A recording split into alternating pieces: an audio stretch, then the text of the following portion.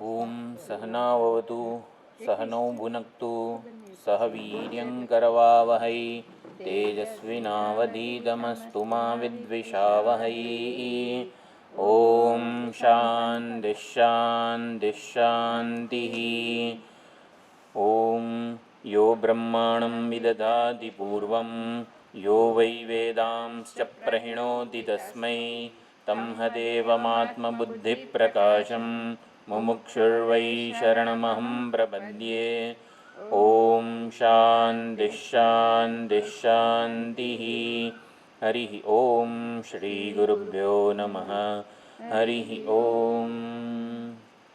सदाशिवसमारम्भां शङ्कराचार्यमध्यमाम् अस्मदाचार्यपर्यन्तां वन्दे गुरुपरम्परां वन्दे गुरुपरम्पराम्। Turn up volume.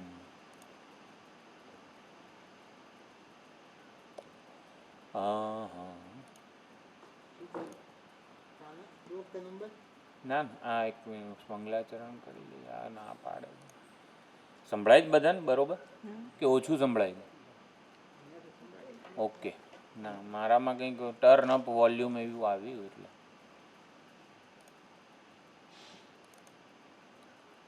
શાસ્ત્રેષુ ભારતમ સારમ તત્ર નામ સહસ્રકમ વૈષ્ણવમ કૃષ્ણ ગીતા ચ તજ્ઞાનાન્મુચ્યતેંજસા. અને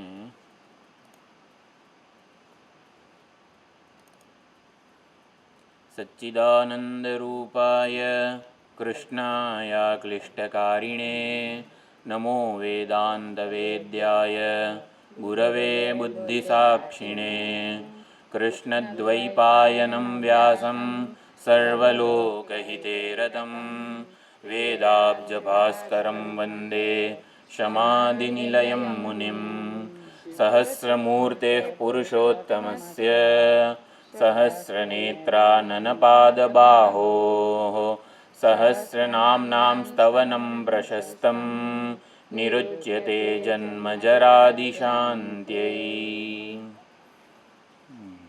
હવે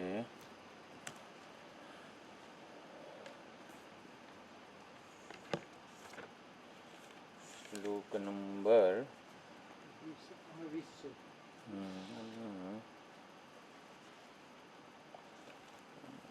8 થાય. પાના નંબર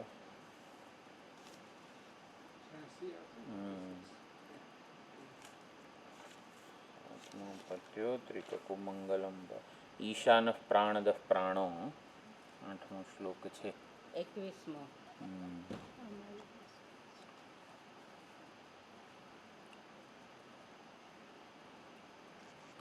91 પેજ નંબર ઉપર. ઈશાન આયા ને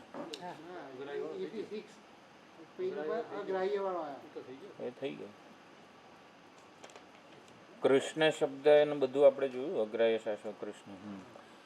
તો 21માં આપણે બોલી લઈએ. ઈશાન પ્રાણદ પ્રાણઃ ज्येष्ठ श्रेष्ठ प्रजापति हिरण्यगर्भो भूगर्भो माधवो मधुसूदनः.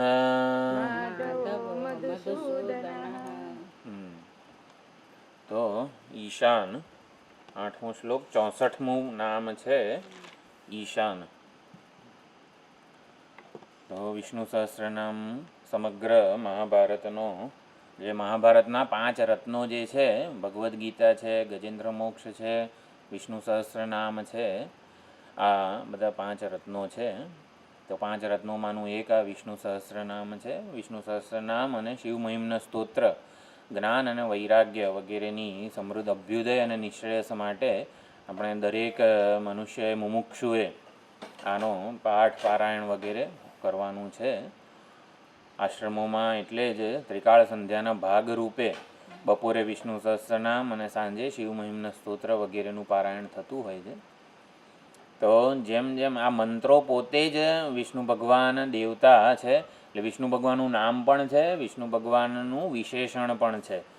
એટલે અમુક જે બધા પુલ્લિંગ અને નપુંસકલિંગ વગેરેમાં જે નામ અને એ પ્રમાણે હોય તો અમુક નામ છે પુલ્લિંગવાળા, અને જે નપુંસકલિંગમાં જે કંઈ છે એ બધા વિશેષણો પણ છે એવું કીધેલું છે. આ બધા અન્વર્થ નામ છે, સીધા પરમાત્માના સ્વરૂપનું નિરૂપણ કરી રહ્યા છે. તો અહીંયા 64મું નામ છે ઈશાન. તો ઈશાન એટલે શાસન કરનાર, ઈશ્વર. ઈશાવાસ્યમિદમ સર્વમાં ઈશ ઐશ્વર્ય જે છે ધાતુ, એનું ભાષ્યકારે બહુ સુંદર રીતે નિરૂપણ કરેલું છે. જેનું ઐશ્વર્ય, જેનું વરચ પ્રત્યય ઈશ્વરમાં સ્વભાવાર્થે હોય છે. તેવી રીતે સર્વ ઈશાન એટલે સર્વભૂત નિયંતા. અહીંયા ભાષ્યકાર એ પ્રમાણે લખ્યું છે, સૌથી ઉત્કૃષ્ટ શાસક, બેસ્ટ મેનેજર. મેનેજર જે હોય કોઈ પણ આશ્રમમાં, જેમ કે મેનેજર હોય તો બધું દેખરેખ રાખે. કોઈ સંસ્થાના મેનેજર હોય, કોઈક ફર્મના, જે રિલાયન્સ વગેરે બહુ મોટા ગ્રુપના મેનેજિંગ ડાયરેક્ટર વગેરે હોય, તો ધ બેસ્ટ મેનેજર કોણ છે? તો કે ભગવાન છે. એટલે કેવું છે, પૂર્ણતઃ એનું શાસન છે બધા ઉપર. અને બેસ્ટ મેનેજમેન્ટ કેને કહેવાય? કે જેનું મેનેજમેન્ટ થઈ રહ્યું છે એને પ્રેમ કરુણા સિવાય બીજું કંઈ મળતું ના હોય. બેસ્ટ મેનેજમેન્ટ એટલે ધાક ધમકીથી દંડો લઈને હાથમાં ઊભા રહે ભગવાન, એવા શાસક નથી. પરમાત્મા એટલે જે મેનેજ થઈ રહ્યો છે, જે શાસિત છે, એને શાસક તરફથી પ્રેમ કરુણા વગેરે સિવાય બીજું કંઈ મળતું નથી એમ. એટલે આવી રીતે આને બેસ્ટ મેનેજમેન્ટ કહેવાય. એટલે વિષ્ણુ ભગવાન બેઠા બેઠા ઊંઘે જ છે, ક્ષીરસાગરમાં શેષ શૈયા ઉપર સૂવે છે અને કહે છે કે બેસ્ટ મેનેજમેન્ટ થઈ રહ્યું છે. એટલે ભગવાને સર્જન જ એવું કર્યું કે સર્જાયેલું બધું યજ્ઞ ભાવે કામ કરતું રહે. એટલે ભગવાને કંઈ જોવાની જરૂર ના રહે. જે ફર્મનો, સંસ્થાનો મેનેજર હોય એ બધા જે લોકો જે છે, સાધકો છે, લોકો છે, નોકરિયાત વગેરે જે કંઈ પણ સ્ટાફ છે, એમાં યજ્ઞભાવનો ઉપદેશ આપી દે. એટલે જ આપણા આશ્રમમાં ત્યાં કાર્યકર્તાઓની શિબિર યોજાતી હતી. એટલે કાર્યકર્તાઓને એક જુદું પ્રશિક્ષણ આપવામાં આવે કે જેથી આ સંસ્થા જે છે એના બધા ગોલ આગળ વધી શકે અને મેક્સિમમ લોકો સુધી આ બધું પહોંચી શકે. તો યજ્ઞ ભાવ મૂકી દીધેલો છે ભગવાને, અને એટલે બધા પ્રેમથી કરી રહ્યા છે. અને મેનેજર પાછો એક કહેવાય કે આપણે સેવા કાર્યો વગેરે કરતા હોઈએ ગરીબના તે બધાની, તો પછી ઓલાને જે દાન વગેરે લેનાર છે એને ટેવ પડી જાય, હવે મળવાનું જ છે ને, હવે કંઈ મહેનત નથી કરવી. એટલે આવું નહીં. એટલે સામેવાળાને એટલે એની કળા જે કંઈ પણ જે પ્રકારની હોય એને બહાર લાવવી. જો સૂર્યમાં એ પ્રકારની કળા હતી એટલે એમને એ ઉપાધિ, એ સ્થાન આપ્યું. ચંદ્રમાં બીજા પ્રકારની કળા હતી. એટલે મેનેજર કોને કહેવાય? કે કામ બધા પાસેથી લે અને એને એવું ના લાગે કે મેં પરસેવો વળે છે, આમ છે ને તેમ છે વગેરે. એ પ્રેમથી પોતાનું જીવન ચરિતાર્થ કરે, કૃતાર્થ કરે. એટલે સાઉથમાં આપણા પૂજ્ય સ્વામીજીને બધા ઇંગ્લિશ પ્રવચનો, ગીતા હોમ સ્ટડી કોર્સ વગેરે હોય ને, તો એ હંમેશા એવું કે ત્યાં તો સાઉથમાં શું મચ્છી વગેરે જે કંઈ તમિલનાડુ, કેરળ વગેરેમાં માછલીઓનો બિઝનેસ બહુ હોય.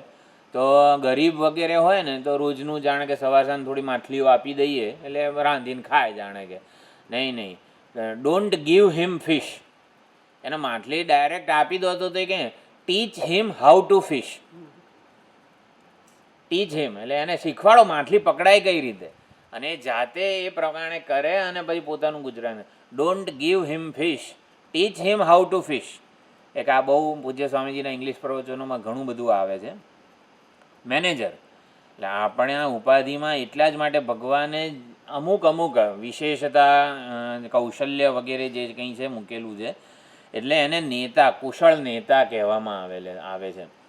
જો જે વિકસિત દેશો છે અત્યારે, અને અત્યારે આપણા પણ વિકાસશીલ દેશો છે, આપણે વિકાસશીલ કહેવાય, આમ કહેવાય છે મોદી સાહેબનું કે 2000 આવી રીતે 36 કે ગમે ત્યાં સુધીમાં વિકસિત ભારત દેશ થઈ જશે. વિકસિત અને પછી અત્યારે છે વિકાસશીલ. તો આ બધામાં કુશળ નેતૃત્વ હોવું જોઈએ કે જે લોકોની આવી રીતે જે કંઈ ઉપાધિમાં કંઈક કૌવત વગેરે હોય ને એ સમજે અને એને બહાર લાવવાની પૂરેપૂરી વાચા આપે. તો મેનેજરમાં આટલા બધા ગુણો હોવા જોઈએ. એટલે શાસનશીલતા જેનામાં સ્વાભાવિક છે એને ઈશાન કહેવામાં આવે છે.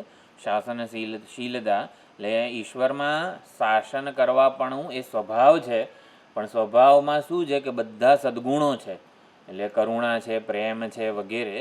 એટલે આ પ્રમાણે ભગવાન શાસન કરે છે. શાસન કરવાનું અધિકારીત્વ હોવું જોઈએ ને, એટલે ટુ રૂલ. એના માટે એક પ્રકારનું અધિકારીત્વ, સામર્થ્ય, જ્ઞાન, શક્તિ, ઈચ્છા વગેરે બધું જ હોવું જોઈએ. બધા ભૂતો ભગવાનના શાસનમાં છે, નિયતિમાં છે, કાયદામાં છે, માટે ભગવાનને ઈશાન કહેવામાં આવેલા છે. એક ઈશાન સર્વભૂત નિયંતૃત્વાત ઈશાન આટલું કીધું છે. સર્વભૂતોનો નિયંતા છે, અધિપતિ છે. પ્રાણી માત્રનો એ અધિપતિ છે, નિયંતા છે. એટલે કઈ રીતે નિયંતા છે? હા, ઈશાનમાં આવી ગયું. જ્ઞાન, સામર્થ્ય, ઈચ્છા, ક્રિયાશક્તિ બધું જ છે. એટલે સર્વભૂતો એના નિયંતા. એના નિયંતા એટલે અધિપતિ. અધિપતિ એટલે કેવું? પ્રત્યેગાત્મતયા ઈશાન કરે છે. એટલે અરીસા મારી સામે 100 અરીસા હોય અને હું જમણો હાથ ઊંચો કરું તો 100 અરીસાએ જમણો હાથ ઊંચો કરવો જ પડે. એમને ન કરવાની સ્વતંત્રતા નથી. આને શાસનપણું કહેવાય. પ્રત્યેગાત્મતયા એટલે ઈશાવાસ્યમિદમ સર્વમ, ઈશાવાસ્ય ઉપનિષદમાં પણ આ જ રીતે ભગવાનનું શાસનપણું સમજાવવામાં આવેલું છે. અત્યારે વાણી બોલી રહી છે, આપણે સંકલ્પ કરેલો આ વાણી બોલવાનો, સાંભળવાનો વગેરે, એટલે આ ઉપાધિઓ કાર્યાન્વિત થઈ રહી છે. એટલે આ પણ ભગવાનના સંકલ્પથી જ સમગ્ર વ્યવહાર થઈ રહ્યો છે, ભગવાનના કાયદામાં છે. એટલે ઈશાન. પછી પ્રાણદહ 65મું નામ છે પ્રાણદહ. તો પ્રાણદહ 65મું નામ છે, 321મું નામ છે, 408મું નામ છે અને 956મું નામ છે. 4 વખત પ્રાણદહ નામ આવે છે. 65, 321, 408 અને 956. તો પ્રાણદહ, પ્રાણમ દદાતી ઇતિ પ્રાણદહ. તો જેણે આપણા શરીરમાં ચાલનારો પ્રાણ આપ્યો. પ્રાણ સતત ઓલા ધમણની જેમ કોઈ ફૂંક મારી રહ્યું હોય ને અંદર, અને એવી રીતે પ્રાણ ચાલી રહ્યો છે. પ્રાણ શક્તિ, ક્રિયાશક્તિ આપી જેણે આ શરીરમાં ઉપાધિમાં પ્રાણને શક્તિ, ચાલનારો પ્રાણ આપ્યો હંમેશા. જો પ્રાણ કોઈ દિવસ આરામ નથી કરતો. એટલે આ પ્રાણદહ એવા પરમાત્મા છે. પ્રાણદહ માત્ર પરમાત્મા જ છે. હું તમને મોબાઈલ આપી શકું, લેપટોપ આપી શકું, પાણીની બોટલ આપી શકું, પ્રાણ આપી શકું? એટલે કોઈ જીવ બીજાને પ્રાણ ના આપી શકે. બહુ એટલે એક પ્રાણદહ તો એક માત્ર પરમાત્મા જ છે.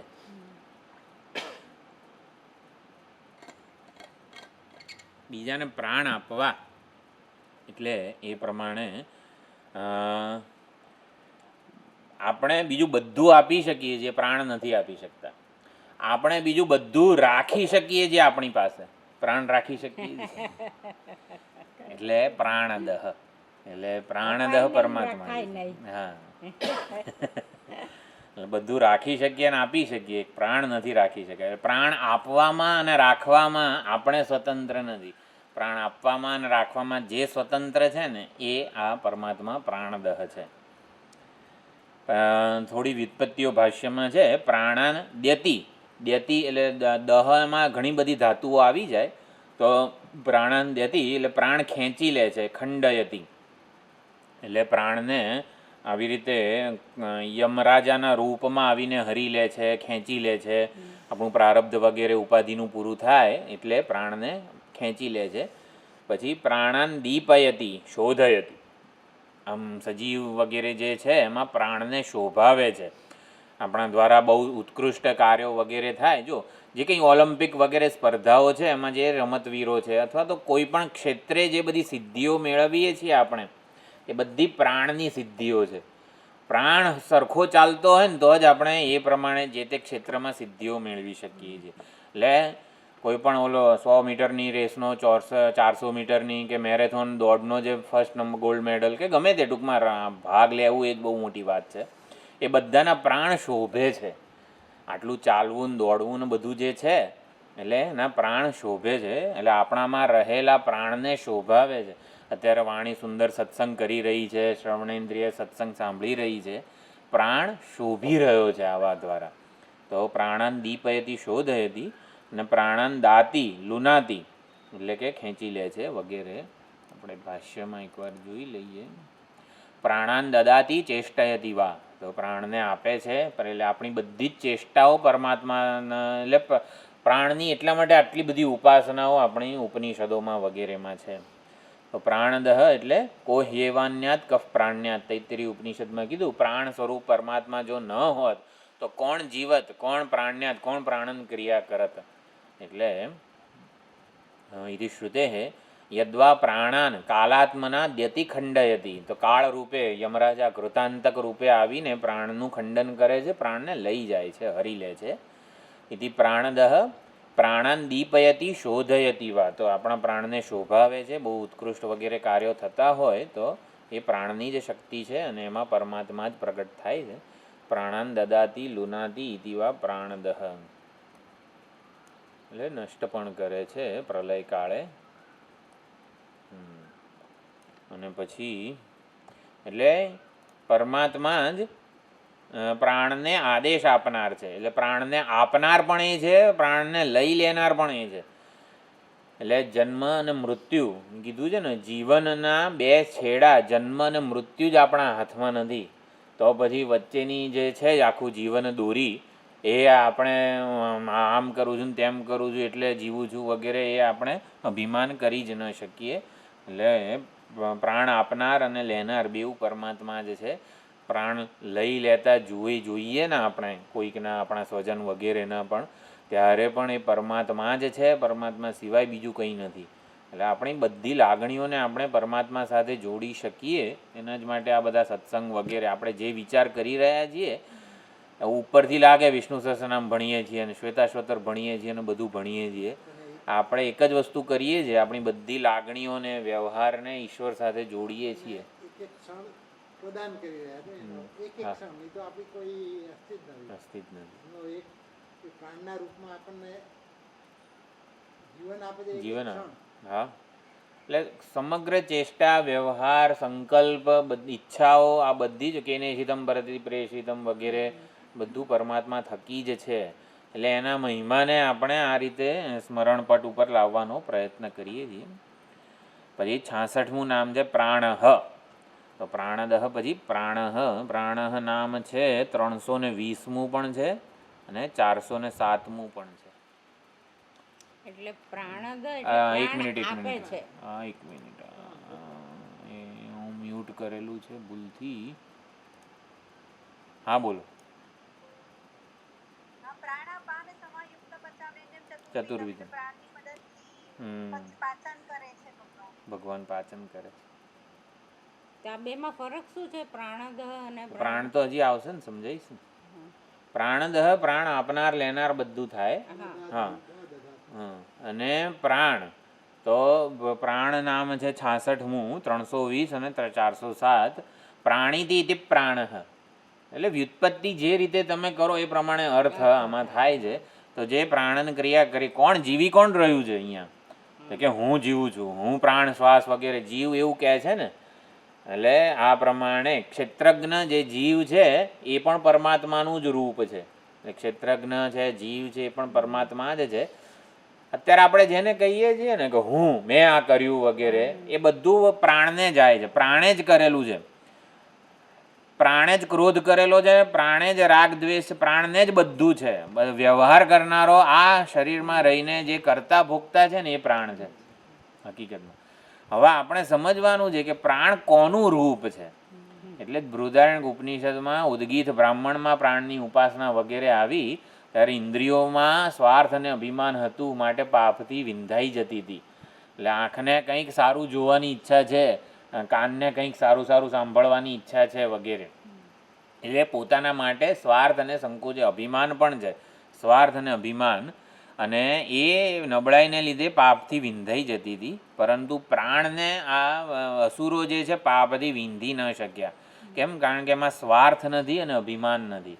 પ્રાણે કોઈ દિવસ એવું કીધું છે કે ખબર છે આ હૃદયના ધબકારા 5 તંત્રો જે છે, રુધિરાભિસરણ, ચેતાતંત્રના તે બધા એ પ્રાણ ચલાવે છે.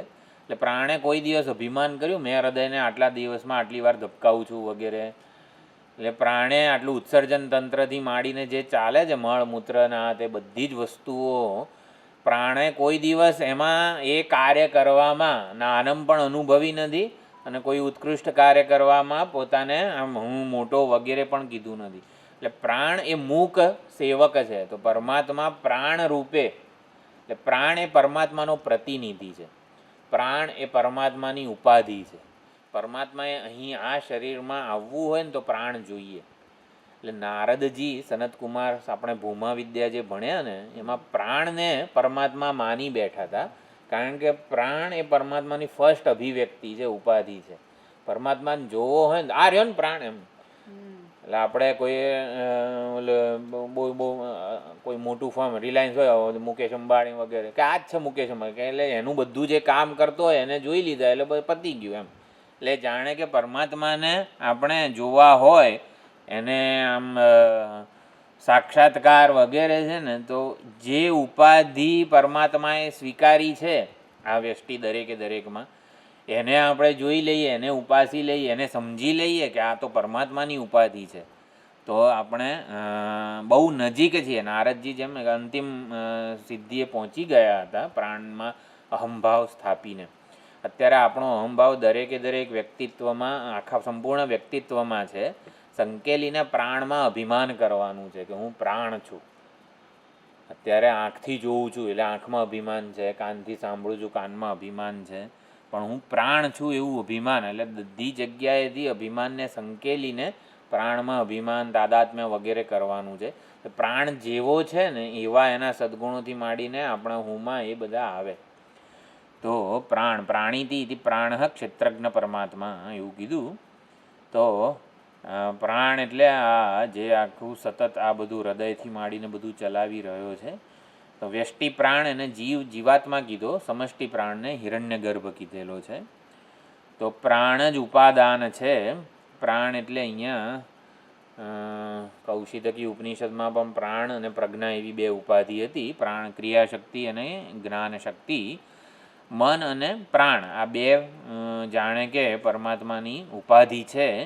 તો પ્રાણ દ્વારા ક્રિયાશક્તિ અને મન દ્વારા જ્ઞાન શક્તિ. અથવા તો ઘણા ઉપનિષદોમાં, માંડુક્ય વગેરે ઉપનિષદોમાં બંને એક જ. કૌશિતકીમાં તો બેને જુદા કરીને સમજાવ્યા હતા. માંડુક્ય હોય, પછી આ પ્રશ્નોપનિષદ હોય વગેરેમાં પ્રાણ જ એક મુખ્ય ઉપાધિ. ઐતરેય ઉપનિષદમાં પણ પ્રાણ એ પરમાત્માનો સેવક છે એ રીતે. એટલે પરમાત્માનો સેવક, પરમાત્માનો રિપ્રેઝન્ટેટિવ છે. અહીં ચેતન છે એવું ખબર કે ચેતન દેખાતું નથી આપણને, પરમાત્મા દેખાતા નથી, તો પરમાત્મા છે એવી ખબર કઈ રીતે પડે? આ શ્વાસ ચાલે છે તો છે. એટલે રિપ્રેઝન્ટેટિવ જે હોય ને પરમાત્માનો, એટલે ડોક્ટરે સૌથી પહેલા નાડી જોઈએ, આ જોઈએ, તે જોઈએ, એ પ્રમાણે કે પ્રાણ પરમાત્માનો રિપ્રેઝન્ટેટિવ છે. તો સમષ્ટિ સૂક્ષ્મ શરીરને પણ પ્રાણ કહેવામાં આવે. આંખ ઊંચી કરીને જોવે છે, એ ડોળાથી ખબર પડે છે શું દેખાતું હોય, હલે છે કે નહીં એમ. લાઈટ તો આપણે અત્યારે આપણે ટોર્ચમાં જ આપણી આંખની થોડું રિએક્શન આપે તરત સેન્સિટિવ. એટલા માટે આંખ જો હલે નહીં ને ડોક્ટર માને કે પછી પ્રાણ નથી. હવે સહચર, હા, સહચર,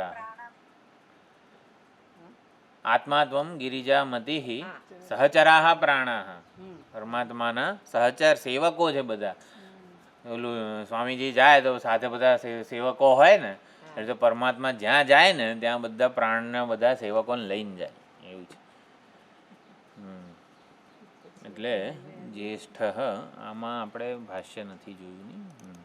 તો પ્રાણતી ઇતિ પ્રાણ ક્ષેત્રજ્ઞ પરમાત્મા અને પ્રાણસ્ય પ્રાણમ વગેરે બૃહદારણ્યક ઉપનિષદમાં કીધું. કેનો ઉપનિષદમાં કીધું? તો બૃહદારણ્ય લખ્યું છે 4:18, 4 ચોથા બ્રાહ્મણમાં જોવું પડશે મને. બૃહદારણ્ય ખબર નથી આપણને. તો મુખ્ય પ્રાણો વા, તો પ્રાણ એટલે ક્ષેત્રજ્ઞ પરમાત્મા જેની ઉપાસના બૃહદારણ્યકમાં ઓલા ઉદ્ગીત બ્રાહ્મણમાં હતી ને એ. પછી જ્યેષ્ઠ શબ્દ છે. જ્યેષ્ઠ જ્યેષ્ઠ એટલે સૌથી વધારે મોટા. વર્ષિષ્ઠ, નમો વર્ષિષ્ઠાય, જે શેમાં શિવ મહિમ્ન સ્તોત્રમાં સૌથી ઘરડા, સૌથી વધારે જેની ઉંમર છે, આયુષ્ય છે. અતિશય વૃદ્ધ, સૌથી વધુ ઘરડું. સૌથી વધુ ઘરડું કોણ છે? તો પરમાત્મા પોતે. એટલે લક્ષ્મીજી જ્યારે સમુદ્ર મંથનના આ તે બધું થયું ને ત્યારે વરણ કરવાનું હતું વિષ્ણુ ભગવાનનું, તો બધાએ કીધું લક્ષ્મીજીને, એટલે આ તો સૌથી ઘરડા છે, આ ઘરડાને શું કરવા તું પરણે છે એમ. સૌથી વધુ એટલે ટૂંકમાં ઘરડા છે એટલે સૃષ્ટિનું સર્જન થયું ને એ પહેલાંના છે ને, એટલે સૌથી વધુ ઉંમર કોની છે? તો કે પરમાત્માની છે. કે આવો ઘરડો નું વરણ કરીને હું મળવાનું છે એવું બધું કહેતા હતા લક્ષ્મીજીને. તો અતિશય વૃદ્ધ, સૌથી એટલે જ્યા શબ્દ છે એટલે વૃદ્ધ, જ્યા, પછી જ્યાયાન એટલે વૃદ્ધતર, અને જ્યેષ્ઠ એટલે વૃદ્ધતમ, સુપરલેટિવ ડિગ્રી છે. સર્વનું કારણ હોવાથી જ્યેષ્ઠ છે. લક્ષ્મીજી એક વખત વિષ્ણુ ભગવાનને પૂછે છે ને કે તમે આટલા બધા આમ કે લક્ષ્મીપતિ અને તમારા ભક્તો આવા બધા ભૂખડી બારસ જેવા કેમ છે? સુદામા જુઓ, નરસિંહ જુઓ. ભગવાન કે છે કે હું મારા ભક્તને મારા કરતાં મોટો માનું છું. એટલે લક્ષ્મીજી કહે છે કે જેટની ઘરે મારાથી ના જવાય એટલે હું નથી જતી. વાહ ભાઈ વાહ.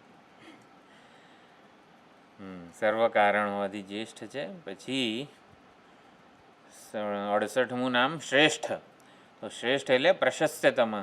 પ્રાણની બધી ઉપાસનાઓ છાંદોગ્યમાં આવી. જ્યેષ્ઠશ્ચ શ્રેષ્ઠશ્ચ, પછી આ બૃહદારણ્યકમાં પણ છે. જ્યેષ્ઠ અને શ્રેષ્ઠ બંને પ્રાણના જ નામો છે. તો શ્રેષ્ઠ એટલે પ્રશસ્યતમ.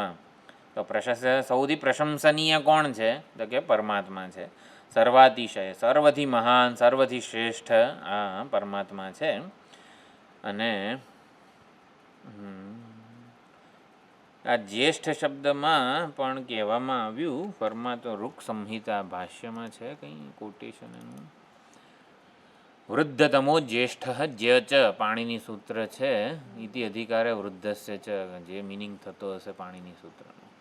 ઇતિ વૃદ્ધ શબ્દ છે જ્યા આદેશ વિધાનાત. વૃદ્ધ શબ્દને જ્યા આદેશ થાય છે એટલે જ્યા એટલે વૃદ્ધ, જ્યાયાન એટલે વૃદ્ધતર, અને જ્યેષ્ઠ એટલે વૃદ્ધતમ. જી પ્રશસ્યતમ શ્રેષ્ઠ. તો પ્રશસ્ય છે શ્રહ. તો પ્રશસ્યને શ્ર આદેશ થઈ જાય એટલે શ્રેષ્ઠ થઈ જાય છે. પ્રશસ્યતમ એટલે શ્રેષ્ઠ. શ્ર આદેશ વિધાનાત. પ્રાણો વા જ્યેષ્ઠશ્ચ શ્રેષ્ઠશ્ચ. જો આ છાંદોગ્ય ઉપનિષદની આ કથા છે. જાન શ્રુતિ વગેરે જે રાજા ઓલા હંસ વગેરેનું જે ઉદાહરણ છે ને મારા ખ્યાલથી એમાં, ના આ તો ઓલું છે ઉદ્દાલક ઓલા પ્રવાહણ જૈવલી પાસે ગયો હતો અને એને પ્રાણાગ્નિહોત્ર વગેરે જે ઉપાસના કીધી. પ્રાણાગ્નિહોત્ર એટલે શું? એક જણ ખાય અને આખા ભગવાન બધી સૃષ્ટિમાં મળી જાય, એને પ્રાણાગ્નિહોત્ર કહેવામાં આવે છે.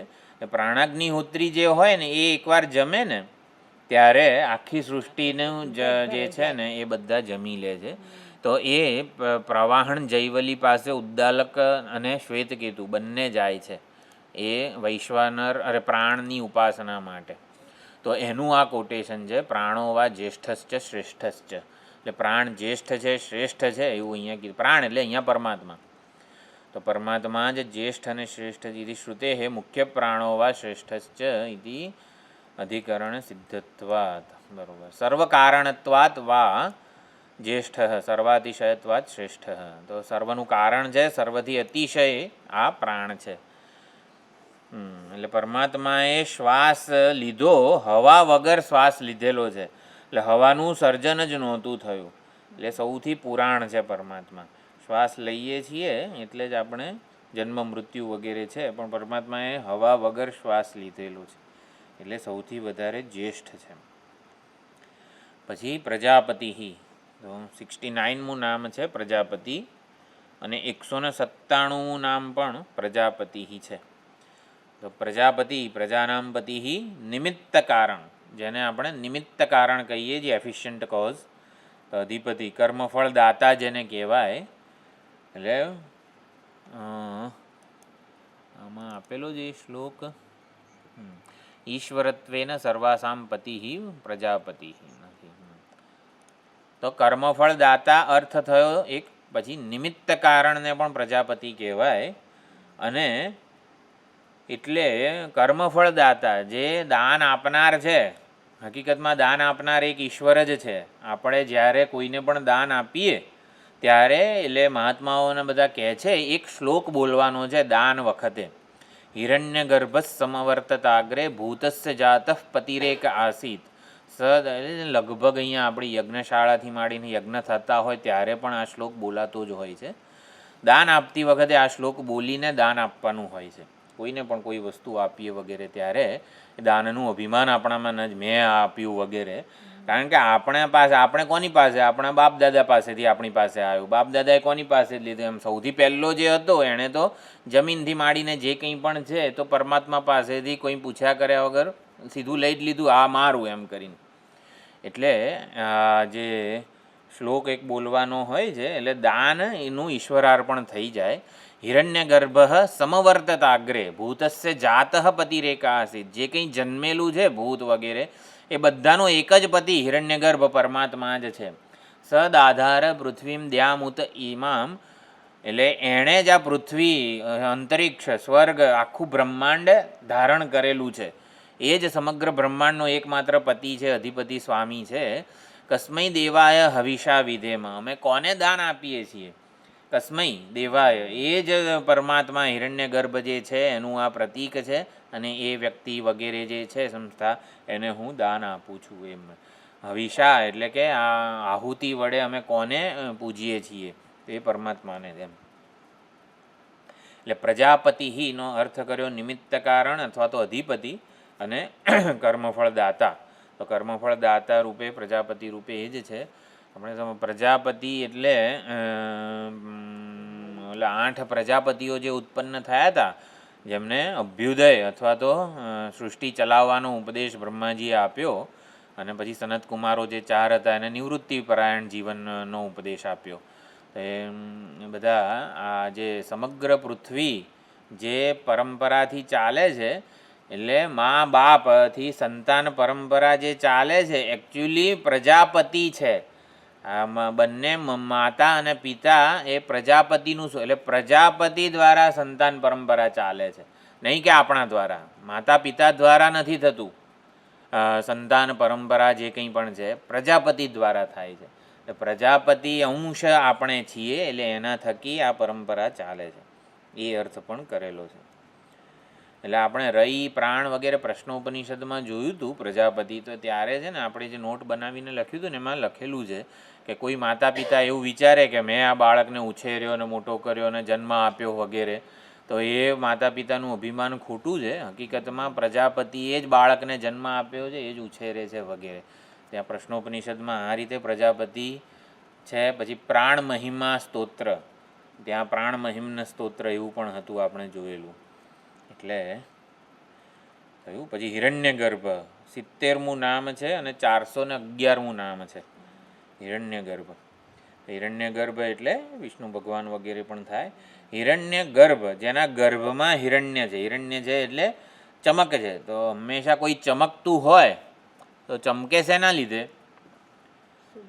એના જ્ઞાનને લીધે. જ્ઞાન જ ચમકે છે ને. એમ કોઈ પણ ઉપાધિ ચમકે છે એટલે શું? જેની આભા પ્રભા તેજ વગેરે શેનું છે? તેજસ્વી જ્ઞાનને લીધે છે. જેના ગર્ભમાં જ જ્ઞાન છે એટલે એને હિરણ્યગર્ભ કીધેલા છે.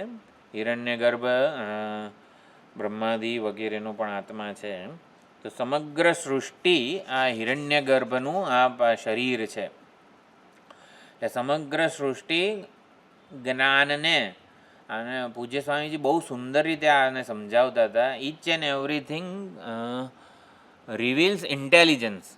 જો આપણે કમળનું કે ગમે તે એક પુષ્પ હાથમાં લઈએ, કરણનું એક ફૂલ હાથમાં લઈએ, તો પણ એને આટલી પાંખડીઓ કેમ છે, એનો રંગ આવો કેમ છે, એનો છોડ વગેરે તો લીલા રંગનો છે, તો પીળા રંગનું પુષ્પ કેમ છે વગેરે.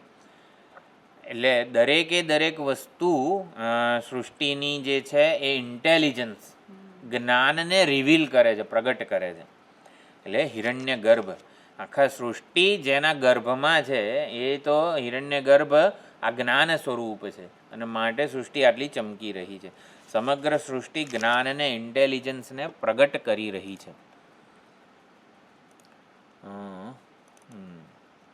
એટલે આપણી આંખ છે વગેરે, તો આંખ જોઈ, આંખનું આપણે દૃશ્યોમાં સુંદરતા જોવી છે. આ કેટલું સુંદર દૃશ્ય છે, આ કેટલું સુંદર દૃશ્ય છે. આપણે કાનથી સુંદર સુંદર સંગીત સાંભળવું છે. એટલે અખંડાનંદજી મહારાજ એવું કે દૃશ્યોમાંથી આકર્ષણ વગેરે આપણે ઓછું કરવું હોય ને, એક તો આપણે મધુરાધિપતિ રખીલે ભગવાનનું સૌંદર્ય જુઓ તમે વગેરે એવું પણ એક કહેવામાં આવેલું છે. અને આંખ હંમેશા વિષયોમાં જતી રોકવી હોય તો એવું એટલે એ સમજવાનું છે કે આંખને હકીકતમાં વિષયો જોવાની ઈચ્છા છે જ ને, જન્મી કેમ એમ. સૌથી વધુ સુંદર આ જગતમાં, સ્થૂળ જગતમાં સૌથી વધુ સુંદર શું છે? આપણી આંખ છે. આ જગતમાં સૌથી વધુ સુંદર આપણી આંખ છે. એટલે જ કોઈ સુંદર વસ્તુને જોઈ શકે છે.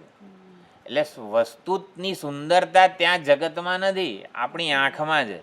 એટલે વસ્તુમાંથી પાછી ખેંચવા માટે આંખને જુઓ તમે. આંખને જુઓ એટલે શું? મન દ્વારા આંખને વિષય બનાવો.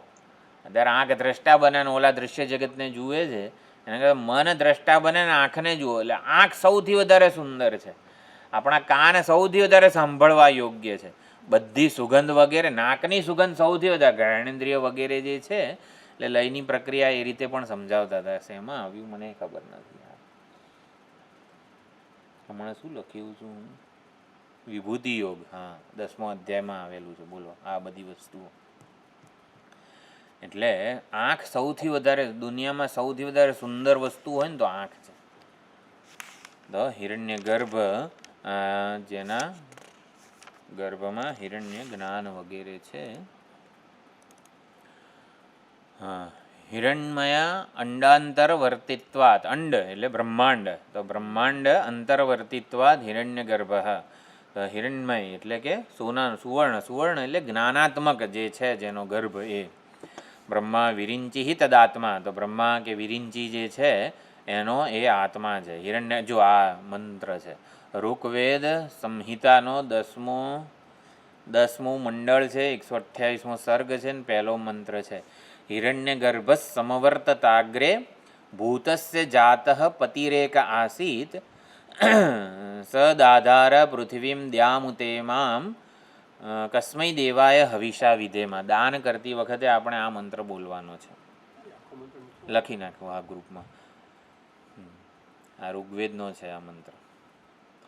તો હિરણ્ય ગર્ભ, જેના ગર્ભમાં હિરણ્ય જ્ઞાન છે, જ્ઞાનાત્મક જેનું સ્વરૂપ છે એ હિરણ્ય ગર્ભ. પછી 71મું નામ છે ભૂગર્ભ.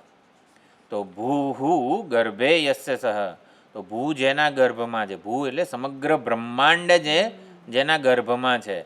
એટલે સમગ્ર બ્રહ્માંડને જન્માવનાર એ બ્રહ્માંડની યોની જે છે એ. કાકભૂષુંડીજી એકવાર રામજીના પેટમાં ઘૂસી ગયા અને એમણે જોયું, આહા, અનંત કોટી બ્રહ્માંડ બધા રામજીના પેટ, બાળ રામજી. જો કાકભૂષુંડીજીના ઈષ્ટ દેવતા બાળ રામ છે. બંદઉ બાલ રૂપ સોઈ રામું, સબ સિદ્ધિ સુલભ જપત જીસુ નામું. તો બંદઉ બાલ રૂપ, જેનું જપ કરવામાં આવતા સબ સિદ્ધિ સુલભ, બધી જ વસ્તુઓ સુલભ થઈ જાય છે. તો બાળરામજી કાકભૂષુંડીજીના ઈષ્ટ દેવતા છે. એ આવી રીતે અહીં જતું રહ્યું. બોલો, ખબર પડી પીસ? આટલી 40 મિનિટ થઈ ગઈ.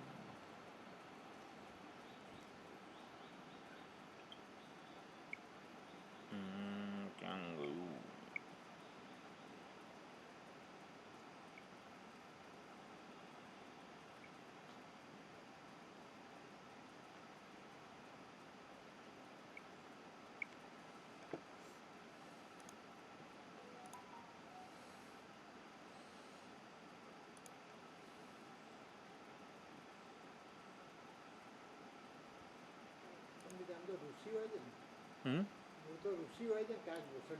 ના ના, કાકભૂષુંડી કાગ રૂપે જ છે ને.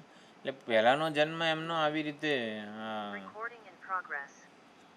એમને ગુરુનો દ્રોહના અંતે બધું કથા તો ખ્યાલ છે ને એ બધું. ભગવાન એવું કંઈક છે પાર્વતી માતા કંઈક પેલા વ્યાસજી સાથે સંકળાયેલી હોય કંઈક છે કે બધું યાદ નહીં. ઉત્તરકાંડ જે છે ને એમાં આવે છે બધી વાત. જે બાળક સ્વરૂપે હતા, જે શિષ્ય સ્વરૂપે, એમાં ગુરુનો બહુ દ્રોહ કરેલો. એટલે ગુરુ વારંવાર પરમાત્માના સ્વરૂપનું નિરૂપણ કરે, પણ એમને કંઈક આવી રીતે સગુણ વગેરેની જ પ્રીતિ હતી. એટલે પછી છેવટે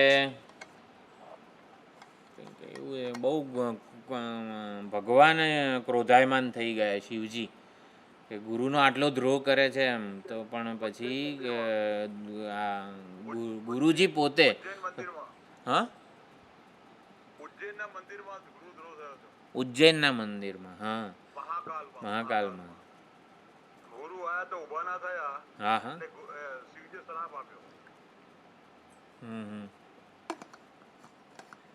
એ ખ્યાલ નથી મને બહુ. હા હા પ્રાર્થના કરી, બરોબર. હા રુદ્રાષ્ટક નમામી શમીશાન નિર્વાણ રૂપમ એ કાકભૂષુંડીજીના ગુરુએ રચેલું છે ભગવાન શિવજીને પ્રસન્ન કરવા માટે, કે આ મારો શિષ્ય છે, તમે આને શાપથી મુક્ત કરો વગેરે. એટલે એની બુદ્ધિ વગેરે જે કંઈ પણ છે એવું તો એ સમજી નથી શકતો પરમાત્માના સ્વરૂપને. એટલે રુદ્રાષ્ટક કાકભૂષુંડી ગુરુજીએ રચેલું છે. અને પછી આવી રીતે પ્રાર્થના કરે છે, શિવજી પ્રસન્ન થાય છે અને એની ભક્તિ આ પછી બીજા કાકભૂષુંડીજી આટલા. રામજીના શપેટમાં ઘૂસી ગયા. એ તો આટલું જ કથા છે. અનંત કોટી બ્રહ્માંડ જોયા એમણે. ભૂગર્ભ સમગ્ર બ્રહ્માંડ જેના ગર્ભમાં છે, આવી બધી અનેક બધી પૃથ્વીઓ એમણે જોઈ. એટલે ભૂગર્ભ સમગ્ર બ્રહ્માંડ જેના આપણે કનૈયાએ પણ ઘણી બધી વાર વિશ્વરૂપ દર્શન યશોદા માને કરાયું છે. યશોદા માટે કહેવાયું છે ભાગવતમાં, એકદા અર્ભકમ આદાય, એકવાર બાળ કનૈયાને લઈને માતા સ્વ અંકમ આરોપ્ય ભામિની, એટલે પોતાના ખોળામાં બેસાડીને સુવડાવીને પ્રસ્નુતમ પાયયામાસ સ્તનમ સ્નેહ પરિપ્લુત, સ્નેહથી પરિપ્લુત થઈને યશોદામાં બાળ કનૈયાને ખોળામાં દૂધ પાઈ રહ્યા છે બેસાડીને. પછી એટલે અહીંયા લખે છે, જે નિરંક છે એને સ્વ અંકમાં લીધો, જેને કોઈ આધારની જરૂર નથી, એને પોતાના ખોળામાં આધાર આપેલો છે. નિરંકને સ્વ અંકમાં લીધો અને માને ઘણું બધું દૂધ કનૈયાએ પીધું. એટલે માને એવું થયું આ વધારે દૂધ પીશે તો એને અપચો વાફરો ને આ બધું બહાર આવશે. તો કૃષ્ણ ભગવાને એવું કીધું એ વખતે, વિશ્વમ સમગ્ર વિશ્વ દૂધ પી રહ્યું છે, ન કેવલો હું એકલો માં દૂધ નથી પીતો, આ તો આખા વિશ્વને પહોંચાડું છું. આખું વિશ્વ અત્યારે દૂધ પી રહ્યું છે એવું બતાવવા માટે ભગવાને ત્યારે પણ વિશ્વરૂપ દર્શન બતાવેલું છે. તો ભૂગર્ભ, ભૂ જેના ગર્ભમાં છે. પછી માધવ, તો 72મું નામ છે માધવ. તો આમાં તો બહુ બધા અર્થ આપેલા છે. આપણે બૃહદારણ્યક ઉપનિષદમાં મધુવિદ્યાનો ઉપદેશ થયો દધ્યંગ આથર્વણ ઋષિ અને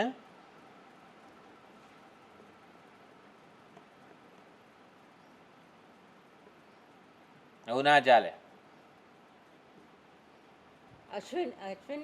અશ્વિની કુમારો અને દધ્યંગ આથર્વણ ઋષિ, મધુવિદ્યા. બરોબર, માથું કાપી નાખીશ વગેરે. તો મધુવિદ્યા બૃહદારણ્યકમાં પણ છે અને છાંદોગ્ય ઉપનિષદમાં પણ છે. બોલો, છાંદોગ્યમાં જે તો મને ખબર નહોતી. 3જો અધ્યાય જે છે એનો પહેલો ખંડ છે. તો જે મધુવિદ્યા દ્વારા પ્રતિપાદ્ય છે ને એ માધવ છે. મધુવિદ્યા દ્વારા જે પ્રતિપાદ્ય છે, મધુવિદ્યા દ્વારા કોણ પ્રતિપાદ્ય છે આશારામભાઈ?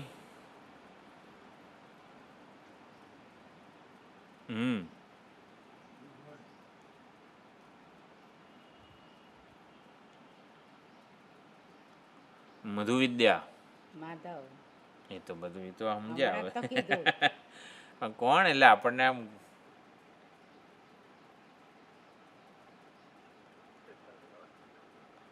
યમ પૃથિવી સર્વેષાં ભૂતાનાં મધુ સર્વાણી ભૂતાની અસ્ય પૃથિવ્યય મધુ વગેરે. આ પૃથ્વી બધા જીવોનું મધુ છે, બધા જીવો પૃથ્વી માટે મધુ છે.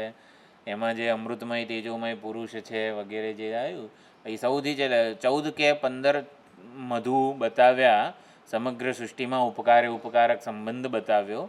ભાઈ છેલ્લો જે અયમ આત્મા સર્વેશામ ભૂતાનામ મધુ વિદ્યા દ્વારા પ્રતિપાદ્ય. જો અઘરું છે આ બધી વસ્તુઓ, કેવું છે આપણે ભણેલા છીએ અને છતાં સ્મરણપટમાંથી બહાર નીકળી જાય છે.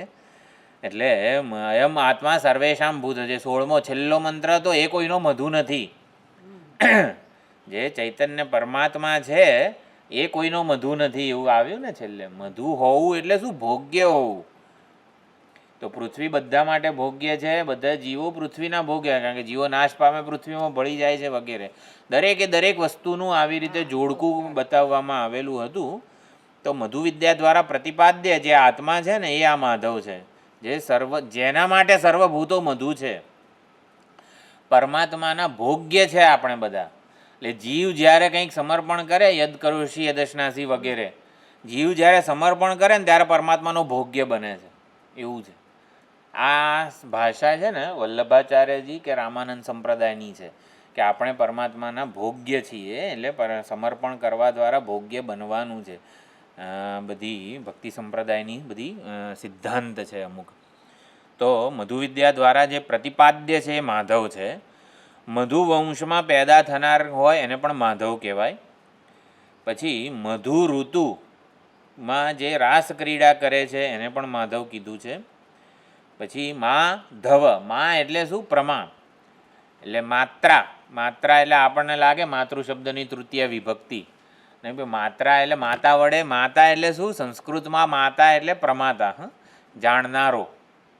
તો એટલે પ્રમા. તો યથાર્થ પ્રમાના ધવ એટલે પતિ.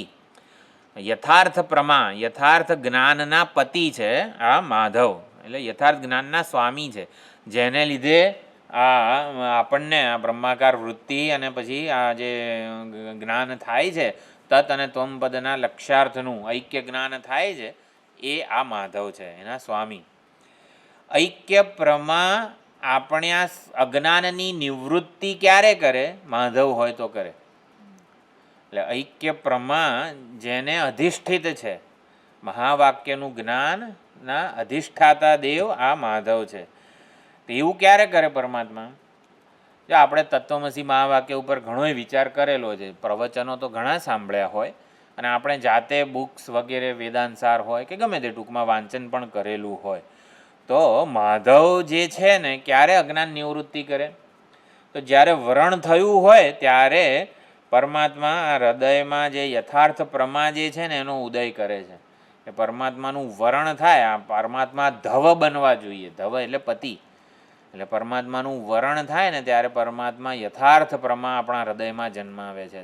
દદામી બુદ્ધિ યોગમ તમ યેન મામ ઉપયાંતિ તે. એ પ્રમાણે માધવ ઐક્ય પ્રમા જે છે ને એના આવી રીતે એનો ઉદય કરે છે. ઐક્ય પ્રમા અખંડાર્થનો ઉદય કરે છે. આપણા સામર્થ્યથી આપણે ચલો ને હેડો ને આજે શોધી કાઢીએ, તત પદ શોધન કરી નાખું, ત્વમ પદ શોધન કરી નાખું. આજે તત અને ત્વમ પદને હું શોધન કરી નાખું, બરોબર સાબુ લગાડીને ચોળી કાઢું અને શુદ્ધ બનાવી દઉં તત અને ત્વમ પદને. એમ આપણા સામર્થ્યથી બંને શોધન નથી થતું. પરમાત્માનું વરણ થાય ને ત્યારે આ શોધિત ઐક્ય અખંડાર્થ જે છે ને એ પ્રગટ થતા હોય છે. પરમાત્મા એટલે માધવ જે છે ને એ અખંડાર્થને પ્રગટ કરે છે. આપણા સામર્થ્ય થતું હોય તો એક લેક્ચરમાં ના કરી નાખે આપણે. એટલે ખ્યાલ, ઐક્ય જ્ઞાન, ઐક્ય અખંડાર્થ જેને કહેવાય, તત્વમસીનો જે અખંડાર્થ છે ને એ માધવ પ્રગટ કરે છે. એટલે એના પતિ કીધા, એટલે આપણે એનું વરણ કરવાનું છે. પછી મૌનાત ધ્યાનાત યોગાત ચ વિદ્ધિ માધવ. તો મૌન, ધ્યાન, યોગ વગેરેથી જેની આવી રીતે જ્ઞાન પ્રાપ્તિ વગેરે થાય છે એ માધવ છે. જો આપણે આનું ભાષ્ય જોઈ લઈએ. આપણે ભૂગર્ભ શબ્દ જોયો ને, મૌન, ધ્યાન અને યોગ. આપણા ભાષ્યમાં ભૂગર્ભ, માયા શ્રિય ધવ પતિ માધવ. તો માયાયા શ્રિય એટલે બધી જ સંપત્તિના જે પતિ ધવ છે, પતિ છે, સ્વામી છે વગેરે માધવ છે. મધુ વિદ્યા અવબોધ્યત્વાત, મધુ વિદ્યા વડે જેનો અવબોધ જ્ઞાન થાય છે એ માધવ છે. બરોબર. પછી હા લક્ષ્મી, માધવ એટલે એ લક્ષ્મી બધી. માયાયાહ ધવઃ, આ માયાહા લખેલું તમારામાં કે માયાયાહા લખેલું છે? તો પછી મા શબ્દ જ હશે. મા એટલે પ્રમા, જ્ઞાન આપણું. માયાયાહા કરીએ છઠ્ઠી વિભક્તિ, તો પછી માયા શબ્દની છઠ્ઠી થાય. આ મા યાહા એટલે શું? મા પ્રમા, પ્રમાવાળી મા. મા એટલે જ્ઞાન. હિન્દીમાં ટ્રાન્સલેશન એવું લખ્યું હા. છે, મા અર્થાત લક્ષ્મી કે ગૌ યાની પતિ. એટલે મા એટલે પ્રમા. આપણે ઐક્ય જ્ઞાન વાળું છે. તો અને મધુ વિદ્યા દ્વારા અવબોધ્ય છે એ માધવ છે. જો અહીંયા લખ્યું મહાભારતના ઉદ્યોગ મૌનાત ધ્યાનાત ચ યોગાત ચ વિદ્ધિ ભારત માધવમ. તો મૌન, ધ્યાન અને યોગ વગેરેથી આ જાણી શકાય છે. એ પ્રમાણે વ્યાસ વચનાત. મધુ નામનમ અસુરમ સુદિતત્વાત. મધુસૂદન પછી શબ્દ છે. હા, સુદિતવાન એટલે આ પછીનો શબ્દ છે 73મો. મધુ નામના રાક્ષસ કાનમાંથી આ આવ્યું.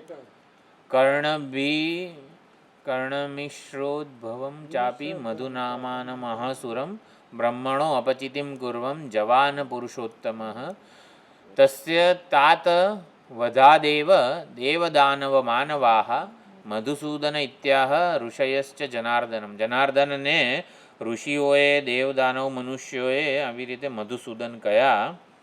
તસ્ય તાત વદાદેવ બ્રહ્મણ અપચિતિમ કુર્વન. તો આપણી જે આ કથા છે, મધુસૂદન કર્ણના મેલ મધુ અને કૈટભ એ જે અસુરો જે છે એ કર્ણના મેલ રૂપ છે. રાગ અને દ્વેષ આપણને જન્મે છે કેમ? કોઈ પણ વ્યક્તિ કે વસ્તુ માટે રાગ અને દ્વેષ સાંભળવાથી જ આ વ્યક્તિ તો આવી છે, આ વ્યક્તિ તો ઓલી છે, એટલે વગેરે જાણે કે સાંભળવાથી આપણને રાગ અને દ્વેષ જન્મે છે.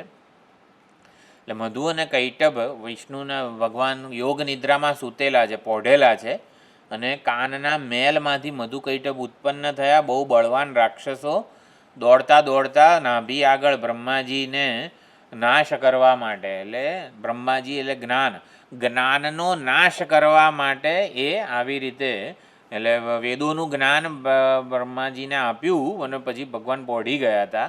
એટલે જ્ઞાનનો નાશ કરવા માટે મધુ અને કૈટભ દોડે છે.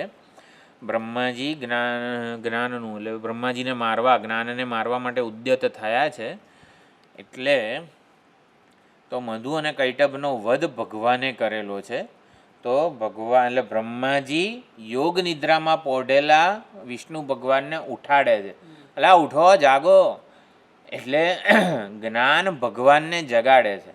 એટલે હૃદયસ્થ અજ્ઞાન નિદ્રામાં ચૈતન્ય પોઢેલું છે.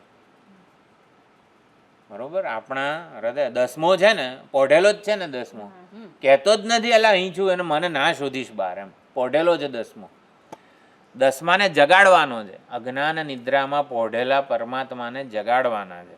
તો કોણ જગાડે એને? ઓલામાં બ્રહ્માજીએ કીધું જાગો જાગો વગેરે.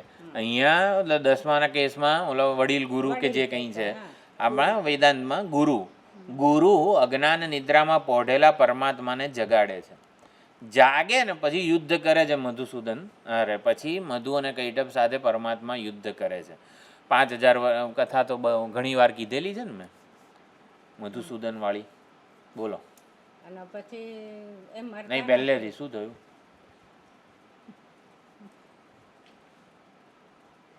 હમણાં તો કઈ ગયા? ક્યારે કીધી? હમણાં જ અત્યારે તો કીધું કે નહીં ભાઈ, ઢીસુમ ઢીસુમ થયું મધુસૂદન ને ભગવાન વચ્ચે. આશારામભાઈ, બંને વચ્ચે કેટલા વર્ષો સુધી ઢીસુમ ઢીસુમ થયું?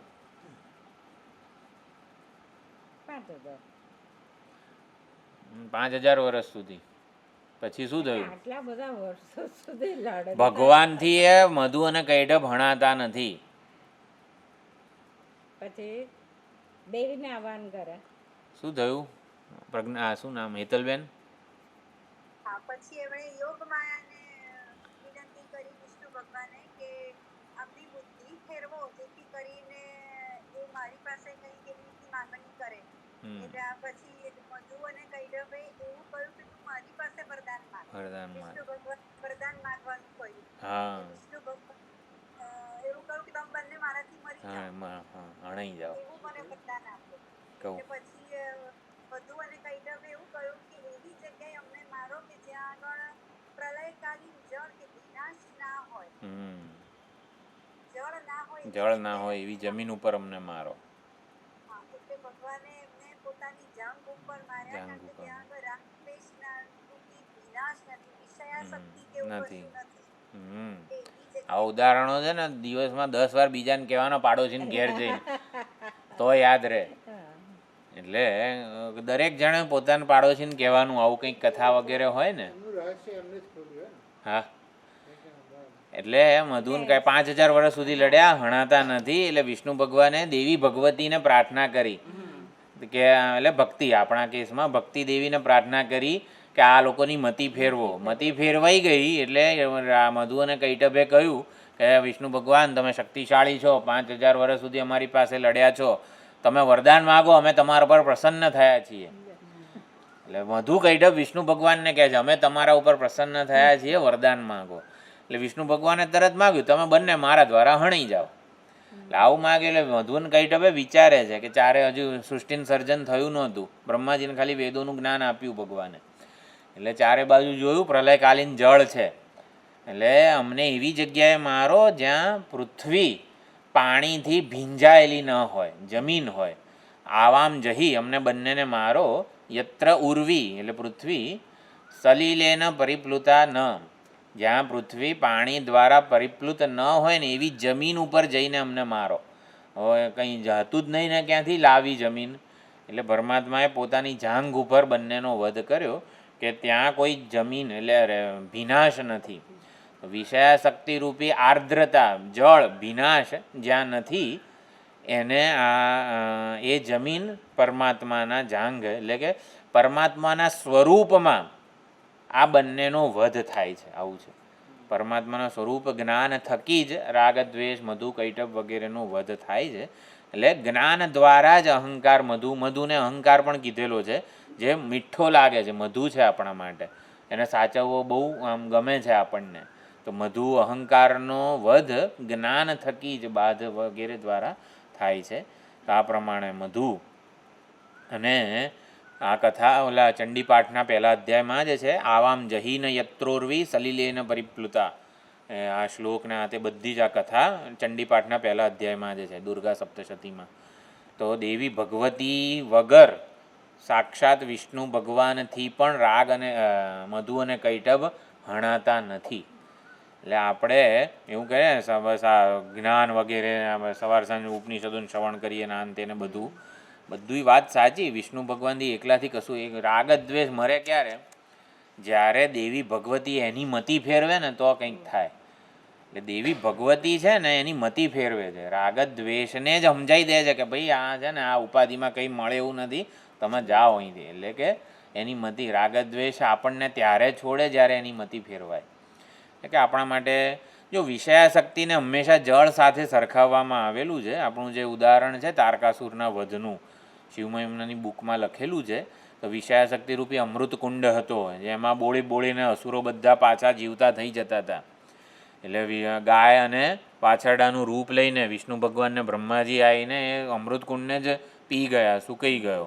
એટલે પછી તારકાસુરની સેનાનો બધો વધ થયો. તો વિષયાશક્તિને આવી રીતે આર્દ્રતા જળ વગેરે સાથે સરખાવવામાં આવે છે. એટલે ભગવાનના સ્વરૂપમાં આવું કોઈ રાગ દ્વેષ વગેરે નથી. એ પ્રમાણે છે ભક્તિ. હા, પ્રાધાન્ય. એકચ્યુઅલી આપણે જે વેદાંતમાં આખા ભગવદ્ ગીતાનો જે મૂળભૂત સિદ્ધાંત છે, સર્વ કર્મ સંન્યાસ પૂર્વકાત આત્મજ્ઞાનાત પરમ નિશ્રેયસમ. જો ગીતાના ઉપોદ્ઘાત ભાષ્યમાં ઘણીવાર આવ્યું છે, યાજ્ઞવલ્ક્ય મૈત્રેયીમાં પણ સંન્યાસનું બ્રહ્મ જ્ઞાનમાં નિષ્ઠા માટે સંન્યાસ સાધન, સંન્યાસ સહિતની બ્રહ્મ વિદ્યા કૈવલ્યની પ્રાપ્તિનું સાધન છે. સંન્યાસ સહિતની બ્રહ્મ વિદ્યા. તો અહીંયા સંન્યાસ એટલે શું? તો ભક્તિ જે સિદ્ધાંત છે ને આખો, આ સંન્યાસ એટલે ભક્તિ એવું છે. ભક્તિનો અર્થ શું કર્યો છે? ભગવતી સમર્પણમ. ન્યાસો નામ ભગવતી સમર્પણમ. એટલે આપણે જાણે કે આ ભક્તિ જે કરી રહ્યા છીએ ને એ હકીકતમાં સંન્યાસ જ છે. ભક્તિ સહિતનું જ્ઞાન કૈવલ્ય આપે છે. સર્વકર્મ સંન્યાસ પૂર્વકનું આત્મજ્ઞાન, બ્રહ્મજ્ઞાનમાં નિષ્ઠા વગેરે આપે છે. તો અહીંયા ન્યાસો નામ ભગવતી સમર્પણમ. ભગવાનને સમર્પણ એ જ ભક્તિ છે. અને ભક્તિ સહિતનું એટલે આપણા પૂજ્ય સ્વામી દયાનંદજી કહેતા ધેર કેનોટ બી સેક્યુલર કર્મયોગા. એટલે ઈશ્વરમાં પ્રેમ વગરનો આ કર્મયોગ કે જ્ઞાનયોગ સફળ થતો નથી એમ. એટલે આ સેક્યુલર નથી કર્મયોગ. એટલે જિજ્ઞાસુ છે એ ભગવાનનો ભક્ત જ છે. ભક્ત જિજ્ઞાસુને જ્ઞાનમાં નિષ્ઠા પ્રાપ્ત થાય. એટલે સર્વકર્મ સંન્યાસ પૂર્વકનું આત્મજ્ઞાન મોક્ષનું સાધન છે. ભક્તિ ઈશ્વરમાં પ્રેમ, હૃદયસ્થ પ્રેમવાળું જે હૃદય છે ને એમાં જ્ઞાન આ પોતે પ્રગટ થાય છે. એટલે જ્ઞાનનો અવતાર ઈશ્વર માટેના પ્રેમ, શ્રદ્ધા વગેરે જે હોય એ હૃદયમાં પ્રગટ થાય છે. એટલે આપણે સંન્યાસનો અર્થ ભક્તિ જ કરવાનો છે. સમજી, આ એક જ સરળ વાત છે. કેટલાય એવા ઉદાહરણો હમણાં લખવામાં આવેલા છે કે 9મો અધ્યાય છે ને, 9મો અધ્યાયમાં શું કીધું? શુભાશુભ ફલૈરેવમ મોક્ષસે કર્મબંધનૈ. પછી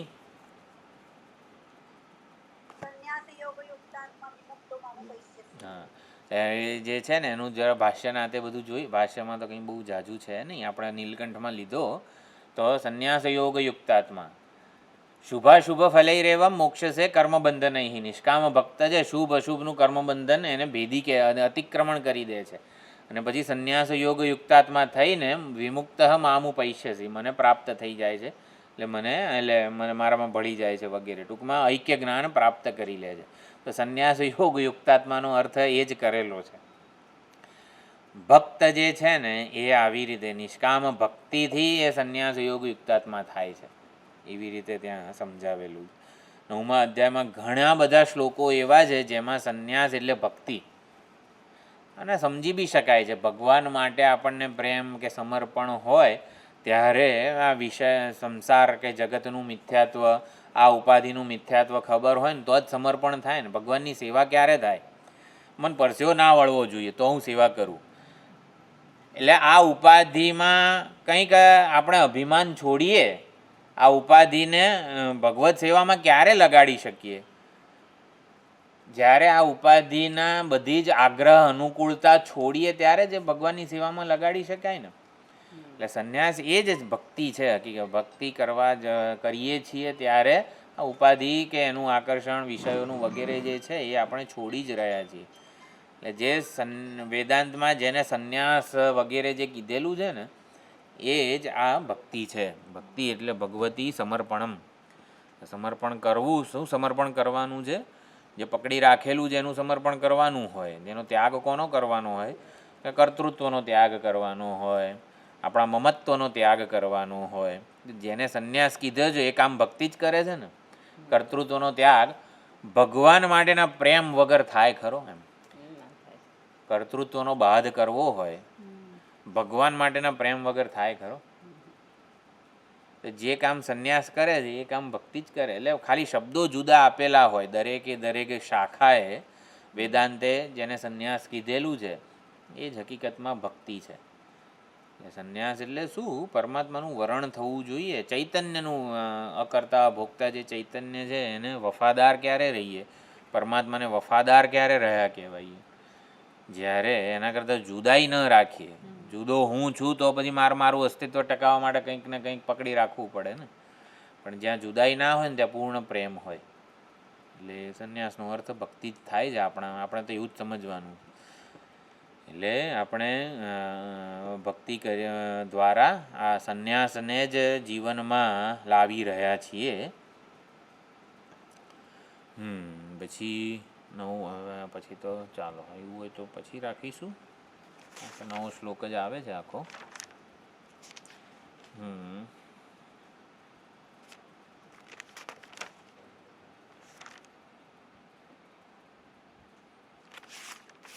પછી રાખવું હોય તો પછી રાખીએ કે લઈએ પછી અડધો રહેશે નહીં શ્લોક પાસે.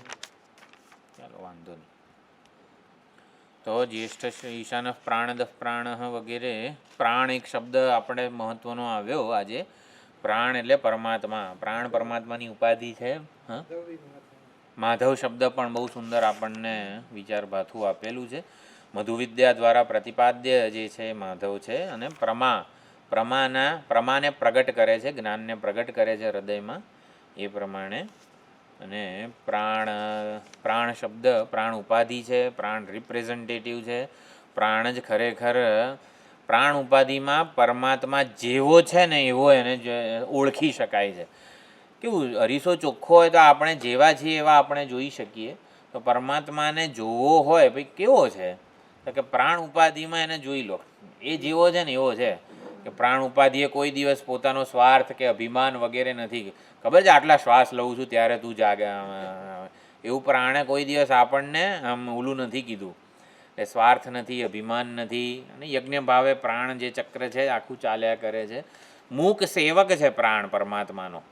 એટલે પ્રાણ ઉપાધિમાં પરમાત્માને જેવો છે એવો ઓળખી શકાય છે, જાણી શકાય છે, એટલે પ્રાણ કીધેલા છે પરમાત્માને.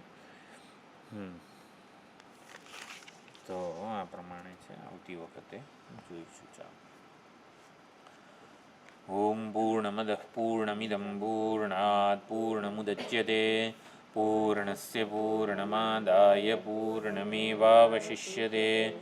ઓમ શાંતિ શાંતિ શાંતિ. હરિ ઓમ. શ્રી ગુરુભ્યો નમઃ. હરિ ઓમ.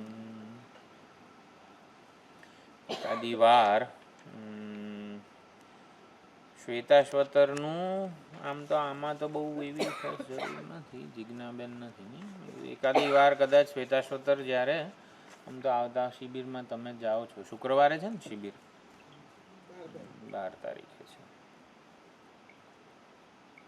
મારે બી 12 એકાદો ક્લાસ કદાચ રિવિઝન જેવું વચ્ચે કરી લઈએ તો પણ સારું રહેશે. શ્વેતાશ્વતરમાં સોમવારે તો મળીએ છીએ, તો શું ઓલું પ્રવેશ ભાષ્ય પૂરું થાય એવું ધારીએ છીએ. પ્રવેશ ભાષ્ય પૂરું થાય સોમવારે. આપણે